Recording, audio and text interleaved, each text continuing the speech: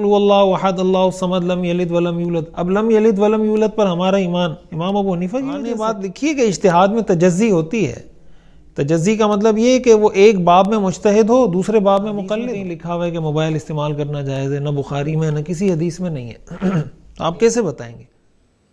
آج جو ہمارے ساتھ مہمان موجود ہیں ان کے تعارف سے پہلے میں ایک چیز عرض کر دوں کہ جب جامعۃ الرشید میں اور کراچی ہم نہیں آئے تھے تو اس سے پہلے جب ہم ان کو سوشل میڈیا پہ دیکھتے تھے تو میرے ذہن میں ایک سوال یہ ہمیشہ رہتا تھا کہ وہ ان کو دیکھ کے لگتا نہیں تھا کہ وہ اتنی چھوٹی عمر میں جو ہے وہ اتنا کچھ بیان کرنا، اتنی بہترین انداز سے اس کی رہنمائی کرنا، خاص طور پہ اولاد کی تربیت کے حوالے سے اور نوجوان طبقے کے لیے جو شرعی مسائل کے حل کے حوالے سے جو گفتگو کرتے تھے.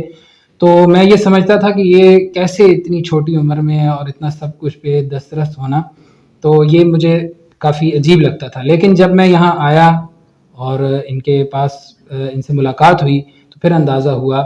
اور بعض دفعہ آدمی دیکھنے سے کسی کی ظاہری جو ہے وہ حالت سے نہیں پہچان پا رہا ہوتا، اور جب اس سے ملاقات ہوتی ہے اور ذاتی طور پہ جب آدمی کسی کو جانتا ہے اور پہچانتا ہے پھر اندازہ ہوتا ہے کہ اللہ تعالیٰ نے کتنی صلاحیتیں ان کو عطا کی ہیں. ناظرین، جو معزز مہمان ہمارے ساتھ موجود ہیں اس وقت، وہ ایک عالم، مفتی اور اس کے ساتھ ساتھ ایک ڈاکٹر بھی ہیں، پی ایچ ڈی ڈاکٹر ہیں، اور اللہ تعالیٰ نے ان کو بہت سی صلاحیتوں سے نوازا ہے. یہ بیک وقت جامعۃ الرشید میں بھی پڑھا رہے ہیں اور اس کے ساتھ ساتھ یونیورسٹیز میں بھی پڑھاتے ہیں. مختلف جگہوں پر ان کے لیکچرز بھی ہوتے ہیں، اور موٹیویشن اسپیچز ہوتی ہیں اس اعتبار سے بھی یہ مختلف یونیورسٹیز میں جو نوجوان نسل ہے، جو نوجوان ہیں، ان کو موٹیویٹ کرتے ہیں. تو ان کی جو تعلیمی جو دورانیہ ہے، جو انہوں نے درس نظامی کی تعلیم کی تکمیل دارالعلوم کراچی سے کی، اس کے بعد جامعۃ الرشید میں انہوں نے تخصص فی الافتاء کیا، اور اس کے بعد انگلش لینگویج کا ڈپلومہ 1 سال کا وہ بھی کیا، اور پی ایچ ڈی، جیسا کہ میں نے بھی عرض کیا کہ پی ایچ ڈی کی ڈگری بھی حاصل کی. تو مجھے آج بہت خوشی بھی ہے کہ آج انہوں نے ہمیں وقت دیا. اس پر ہم ان کے بہت زیادہ شکر گزار ہیں کہ انہوں نے اپنے قیمتی وقت سے وقت نکالا اور ہمارے لیے جو ہے وہ ہمیں وقت دیا. تو مفتی صاحب، آپ خیریت سے ہیں؟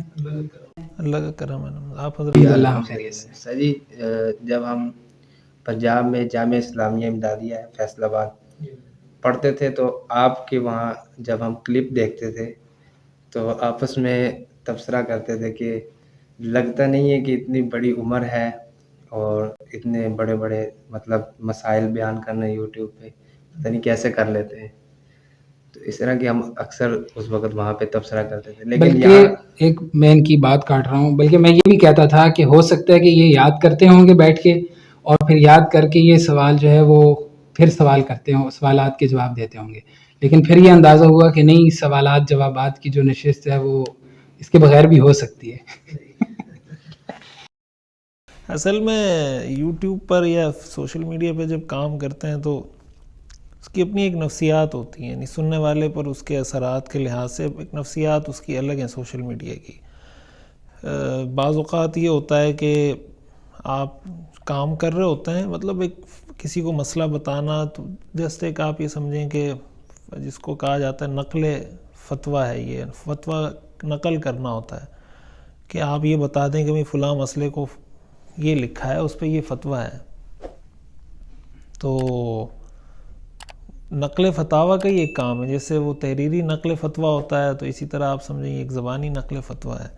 تو ظاہر ہے جب آپ فقہ پڑھتے ہیں، پڑھاتے ہیں تو وقت کے ساتھ ساتھ آدمی، پرفیکشن تو چیزوں میں نہیں آتی، وقت کے ساتھ ساتھ چیزیں بہتر ہوتی چلی جاتی ہیں.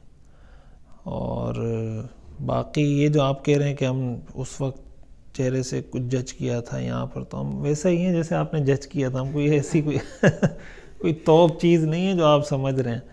تو یہ ایک کام ہے کہ بس فتاویٰ دیکھ کر اس حوالے سے جو ریسرچ کرنی ہوتی ہے وہ کر کے، تخصص ہم نے کیا ہے حضرت مفتی ابو لبابہ صاحب کے پاس، تو اس کی روشنی میں اپنے اساتذہ کی سرپرستی میں اس کو کرتے رہتے ہیں بس.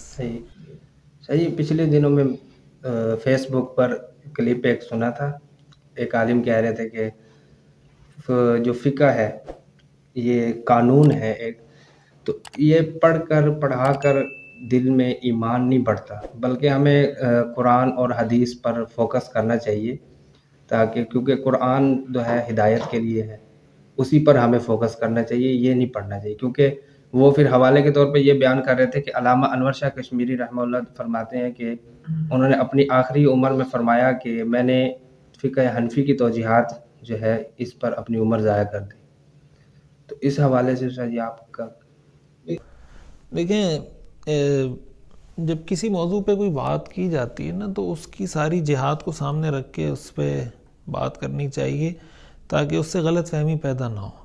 اب ظاہر ہے کہ فقہ کی اگر ہم بات کرتے ہیں، کوئی آدمی فقہ پڑھتا ہے یا پڑھاتا ہے، اب مثال کے طور پر ہم لوگ مجھ سوال کرتے ہیں، دارالافتاء میں سوال بھیجتے ہیں یا لائیو سوال کرتے ہیں، ہم ان کو جواب دیتے ہیں، تو ظاہر ہے کہ اس کا یہ مطلب تو نہیں کہ یہ قرآن حدیث سے ہٹ کے کچھ ہے. وہ تو ہم سے پوچھتے ہی اسی لیے نا کہ ان کو قرآن حدیث کی رہنمائی چاہیے ہوتی ہے. تو اس لیے فقہ کے بارے میں فقہ پڑھنا بھی قرآن پڑھنا ہی ہے. فقہ کو قرآن سے الگ نہیں سمجھنا چاہیے. آپ فقہ پڑھ رہے ہیں، اصول فقہ پڑھ رہے ہیں، یہ سب قرآن کی تشریح ہے. قرآن کریم کی یا جو بھی ہماری نصوص ہیں، احادیث ہیں، ان میں مختلف درجات ہیں نصوص کی. کچھ احکام ایسے ہیں جو بہت واضح ہیں، مثلا نماز فرض ہے، روزہ فرض ہے، حج فرض ہے، یہ چیزیں واضح ہیں، ہر آدمی کو سمجھ میں آتی ہیں. کچھ چیزیں جو پیچیدہ ہوتی ہیں، جس میں اجتہاد ہوتا ہے، جس میں استنباطات ہوتے ہیں، ظاہر ہے وہ مجتہدین کا کام ہوتا ہے. تو جو لوگ فقہ پہ کام کر رہے ہوتے ہیں، فقہ پڑھ رہے ہوتے ہیں، پڑھا رہے ہوتے ہیں، افتاء کا کام کر رہے ہوتے ہیں، بنیادی طور پر وہ مجتہدین کے ان اجتہادات کو، ان استنباطات کو جو قرآن و حدیث سے انہوں نے کیے ہیں، وہ پیش کر رہے ہوتے ہیں. اب ظاہر ہے کسی چیز کے بارے میں آپ سے کوئی سوال کرے، آپ یہ تو نہیں کہہ سکتے کہ شریعت اس بارے میں کچھ نہیں کہتی. شریعت نہ یہ کہتی ہے کہ جائز ہے، نہ یہ کہتی ہے کہ ناجائز ہے. مثال کے طور پر آپ سے کوئی کہے کہ موبائل استعمال کرنا جائز ہے یا جائز نہیں ہے، ٹھیک ہے، اب اس کا جواب آپ فضیلت سے تو نہیں دے سکتے. کوئی فضیلت سنا دیں جنت کی یا نماز کی فضیلت سنا دیں، فضیلت سے تو جواب کو مسئلہ بتانا پڑے گا. تو اور آپ جب جواب دیں گے، قرآن میں کہیں لکھا ہوا بھی نہیں ہے، نہ حدیث میں کہیں لکھا ہوا ہے کہ موبائل استعمال کرنا جائز ہے، نہ بخاری میں، نہ کسی حدیث میں نہیں ہے. تو آپ کیسے بتائیں گے؟ کوئی اصول ہوں گے جن کی روشنی میں آپ دیکھیں گے فقہاء نے قرآن حدیث کو سامنے رکھ کر کچھ اصول مستنبط کیے، تو ان اصولوں کی روشنی میں آپ مسئلہ بتاتے ہیں کسی کو. تو فقہ جو ہے نا، یہ شریعت کا قانون ہے، اور ظاہر ہے کہ قانون کے بغیر زندگی کا نظام نہیں چل سکتا. ہاں یہ بات اہم ہے کہ فضائل بھی سننے چاہیے، سنانے بھی چاہیے، اور اس کی طرف توجہ بھی رکھنی چاہیے. بعض اوقات افراط و تفریط ہو جاتی ہے، یعنی جو آدمی فقہ میں لگتا ہے وہ بعض اوقات فضائل سے بالکل ہی مستغنی ہو جاتا ہے، کہتا ہے بس ٹھیک ہے یار، ان چیزوں کی ضرورت ہی نہیں ہے. اور کوئی فضائل کی طرف لگتا ہے تو وہ فقہ کو چھوڑ دیتا ہے کہ بس فقہ کچھ نہیں ہے. تو ظاہر ہے کہ نہ خشک فقیہ بننا چاہیے، نہ خشک صوفی بننا چاہیے. شریعت کا مزاج تو یہی ہے کہ آپ چیزوں کو بیلنس کر کے چلیں. جو چیزیں آپ کو وہاں سے فضائل کی ہیں وہ بھی لیں، فقہ پر عمل کرنے کی جو چیزیں وہ بھی لیں. ہمارے سامنے شیخ الاسلام مفتی محمد تقی عثمانی صاحب کی مثال موجود ہے. وہ فقیہ بھی ہیں، صوفی بھی ہیں. یعنی آپ جو فقہ اور فضائل، یعنی فقہ والے بھی ہیں، فضائل والے بھی ہیں، مسائل والے بھی ہیں، فضائل والے بھی ہیں. تو ان کی جو ذاتی زندگی ہے وہ صرف یہ نہیں کہ لوگوں کو فتوے دیتے ہیں کہ یہ کریں، یہ نہیں کریں، جائز ناجائز، حلال حرام، بلکہ آپ اگر ذاتی زندگی دیکھیں، ان کی عبادات دیکھیں، ان کا ذکر اذکار، اللہ سے تعلق، جو اخلاق ہیں، عادات ہیں، تواضع وغیرہ وغیرہ، جو چیزیں ہمیں شریعت سکھاتی ہے، فضائل سے جن چیزوں کا تعلق ہے، تو وہ چیزیں بھی ہیں. اور یعنی آپ اگر تصوف سے متعلق ان کی باتیں سنیں گے تو آپ کو نہیں لگے گا کہ یہ کوئی فقیہ بات کر رہا ہے. اور اگر آپ ان کی فقہ کے حوالے سے تحقیقات پڑھیں یا سنیں تو آپ کو نہیں لگے گا کہ ان کو کوئی تصوف کی ہوا بھی لگی ہے. تو جامعیت ہونی چاہیے. تو کسی ایک چیز کو لے کر دوسری چیز کو نظر انداز کر دینا. دین کے جتنے بھی شعبے ہیں وہ ظاہر ہے کہ دین ہی کے شعبے ہیں. تو دین مکمل اسی وقت ہوگا جب سارے شعبے اس میں موجود ہوں گے. جیسے آنکھ، ناک، کان ہے نا. اب اگر کسی کے کان نہیں ہے تو وہ کیسا انسان ہے؟ ادھورا انسان ہے. کسی کی آنکھیں نہیں ہیں، وہ ادھورا انسان ہے. تو کسی کام کی حیثیت کان کی ہے، کسی کام کی حیثیت ناک کی ہے، کسی کام کی حیثیت آنکھ کی ہے. یہ ساری چیزیں جب ملتی ہیں تو ایک انسان بنتا ہے. اسی طرح شریعت میں یہ ساری چیزیں آتی ہیں تو شریعت بنتی ہے. لیکن اس سے جو بعض لوگوں کو بلا وجہ فقہ پر، فقہاء پر، مجتہدین پر تنقید کرنے کا موقع مل جاتا ہے کہ پتہ نہیں فقہ، جیسے تقلید پہ لوگ بات کر رہے ہوتے ہیں کہ آپ قرآن حدیث کو نہیں مانتے، آپ امام ابو حنیفہ کو مانتے ہیں وغیرہ وغیرہ. تو امام ابو حنیفہ کو یا کوئی بھی امام اگر اس کی کوئی تقلید کی جا رہی ہوتی ہے تو ان کی شخصی تقلید، ان کی شخصیت کو مطاع نہیں سمجھا جا رہا ہوتا کہ یہ خود قابل اطاعت ہیں. مسلمان تو اللہ کے رسول کی اطاعت بھی اس لیے کرتے ہیں کہ وہ اللہ کے رسول ہیں. من یطع الرسول فقد اطاع اللہ. اصل اطاعت اللہ کی ہے، اللہ کے بعد اصل اطاعت اللہ کے رسول کی ہے. ائمہ کی تقلید کی جاتی ہے، فقہ کی بات کی جاتی ہے تو بنیادی طور پر وہ انہی نصوص، اب اسی لیے جو واضح نصوص ہیں ان میں کسی کی تقلید نہیں ہوتی. مثال کے طور پر ہم عقائد جتنے ہیں اس میں ہم کسی کے مقلد تھوڑی ہیں کہ اللہ ایک ہے. ہم اس لیے اللہ کہتے ہیں ایک ہے کہ امام ابو حنیفہ نے کہا ہے کہ اللہ ایک ہے، یا اللہ کے رسول آخری رسول ہیں ہم اس لیے کہتے ہیں کہ امام ابو حنیفہ نے کہا ہے، یا آخرت پر ہمارا یقین، یا تقدیر پر یقین، جنت جہنم پر یقین، یہ سب ہمارا امام ابو حنیفہ کی وجہ سے نہیں ہے. قرآن میں آتا ہے قل هو اللہ احد اللہ الصمد لم یلد ولم یولد. اب لم یلد ولم یولد پر ہمارا ایمان امام ابو حنیفہ کی وجہ سے، قرآن نے واضح کر دیا ہے. یہ اسی طرح شریعت کے احکام ہیں کہ بھائی یہ حکم ہے، یہ حکم ہے، یہ حکم ہے. ان احکام میں ایک حکم وہ ہے جو بہت واضح ہے، نماز فرض ہے، حج فرض ہے، روزہ فرض ہے، یہ چیزیں. اب ہم نماز کو فرض اس لیے نہیں کہتے کہ امام ابو حنیفہ نے کہا ہے کہ نماز فرض، ہم اس لیے کہتے ہیں کہ اللہ نے کہا ہے، اللہ کے رسول نے کہا ہے. لیکن قرآنی نصوص یا احادیث کی نصوص کی کچھ چیزیں ایسی ہوتی ہیں جو جس کو ہم یعنی علمی اصطلاح میں اگر آپ کہیں جس کو آپ یا تو ظنی الدلالت ہوتی ہیں یا ظنی الثبوت ہوتی ہیں، اس کے اندر مختلف معانی کا احتمال ہوتا ہے، یا بعض اوقات نصوص آپس میں متعارض ہوتی ہیں، آپس میں ٹکراری ہوتی ہیں بظاہر، اس میں ترجیح کا پہلو اختیار کرنا ہے، تطبیق کا پہلو اختیار کرنا ہے، نسخ کا پہلو اختیار کرنا ہے، کس طرف جانا ہے. تو جب فروعی چیزیں اس طرح کی آ جاتی ہیں تو پھر اس میں بحث مباحثہ کر کے اس سے مزید علم کی راہیں کھلتی ہیں. اگر آپ فقہ پر بحث کو ختم کر دیں گے کہ بھائی آپ نے کسی فقہی مسئلے پہ بحث نہیں کرنی تو یہ تو جامد ہو جائے گا، یہ تو آگے نہیں بڑھ سکتا. جمود اس وقت ختم ہوگا جب آپ دلائل کا تجزیہ کرتے رہیں گے کہ امام ابو حنیفہ کی کیا دلیل ہے، امام شافعی کی کیا دلیل ہے، اس مسئلے میں کس کی دلیل قوی ہے، کس کی ضعیف ہے.